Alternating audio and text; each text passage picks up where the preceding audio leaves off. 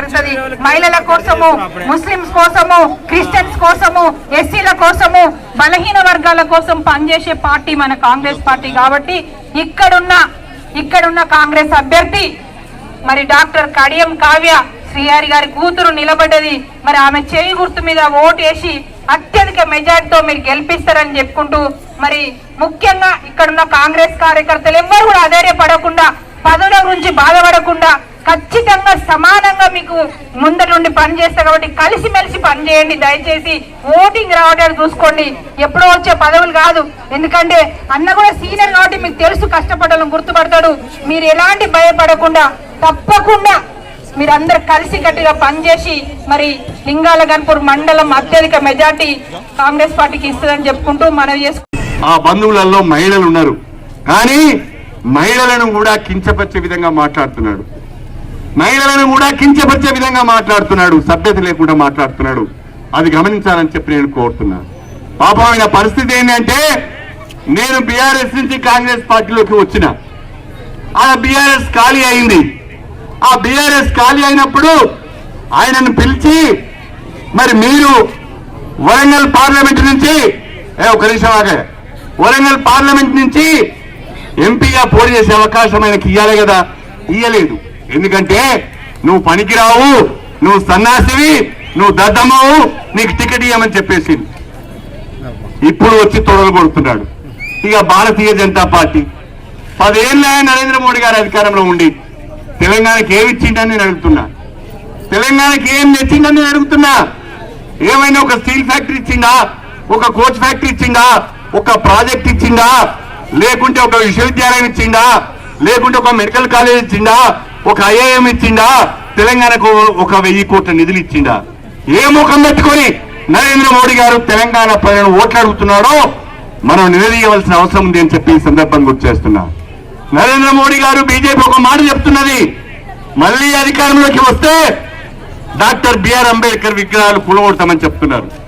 మళ్ళీ అధికారంలోకి వస్తే రాజ్యాంగాన్ని మారుస్తామని చెప్తున్నారు. మళ్ళీ అధికారంలోకి వస్తే రిజర్వేషన్లు ఎత్తివేస్తామని చెప్తున్నారు. చాలా ప్రమాదకరమైన ధోరణి కనిపిస్తున్నది. నరేంద్ర మోడీ గారికి, బీజేపీకి దళితులంటే గిట్టదు, ముస్లింస్ అంటే గిట్టదు, మైనారిటీలంటే గిట్టదు, క్రిస్టియన్స్ అంటే గిట్టదు, మహిళలంటే గిట్టదు.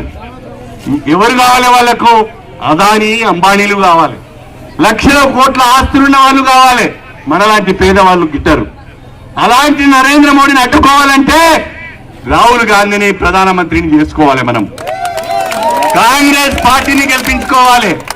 రాహుల్ గాంధీ గారు ప్రధానమంత్రి కావాలి అంటే వరంగల్లో డాక్టర్ కడియం కావ్య గెలవాలి అని చెప్పి నేను మీకు సవినయంగా తెలియజేసుకుంటున్నాను. అందుకే మీ అందరికీ విజ్ఞప్తి చేస్తున్నా, మే 13వ తారీఖున జరిగే పార్లమెంట్ ఎన్నికలలో కాంగ్రెస్ పార్టీ బలపరిచిన డాక్టర్ కడియం కావ్య గారి చేతి గుర్తుకు ఓటేసి ఆ బిడ్డను నిండు మనసుతో ఆశీర్వదించవలసింది నేను కోరుతున్నాను. కడియం కావ్య ఎవరో కాదు, ఆమె నా బిడ్డ. నా బిడ్డను మీ చేతిలో పెడుతున్నాను. నా బిడ్డను మీ బిడ్డగా స్వీకరించండి. నా బిడ్డను మీ ఇంటి ఆడపడుచుగా స్వీకరించండి, మీ ఆడబిడ్డగా స్వీకరించండి. ఆ బిడ్డకు రాజకీయ భవిష్యత్తు ఇవ్వండి. ఆ బిడ్డ చేతి గుర్తుకు ఓటేయండి. ఆ బిడ్డను ఎంపీగా గెలిపించండి అని చెప్పి మీ అందరూ కూడా చేతులెత్తి నమస్కారం చేస్తూ మీ అందరి దగ్గర సెలవు తీసుకుంటున్నాను. అందరికీ నమస్కారం. 2 నిమిషాలు గట్టిగా నినాదాలు ఇద్దాం. అమ్మ, ఆ యొక్క ప్రాజెక్టు కుంగిపోయింది, కొట్టుకపోయింది, దీనికి కేసీఆర్ఏ బాధ్యత వహించాలనేది ఒక రోజు. మరొక రోజేమో రాష్ట్రంలో ఫోన్ ట్యాపింగ్ జరిగింది, అనేక మంది ఫోన్లను విన్నారు, చివరికి భార్యాభర్తల సంభాషణలు కూడా విన్నారు, కుటుంబాలను ఆగం చేశారు, స్వేచ్ఛ లేకుండా చేశారు అని చెప్పి మరొక రోజు పెద్ద వార్త వచ్చింది.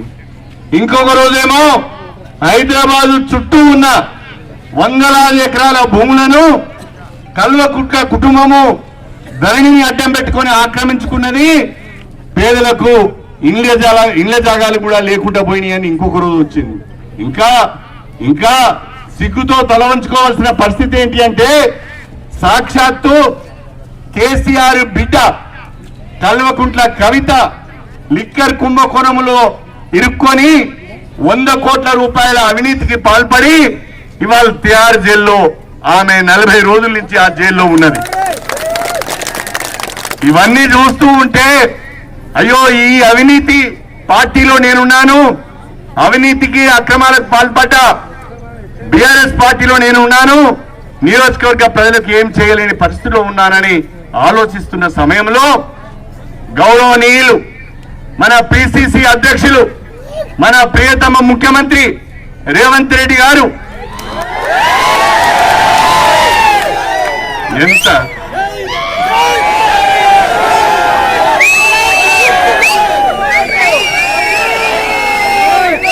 రేవంత్ రెడ్డి గారంటే ఎంత క్రేజ్ ఉన్నది. మన ప్రియతమ ముఖ్యమంత్రి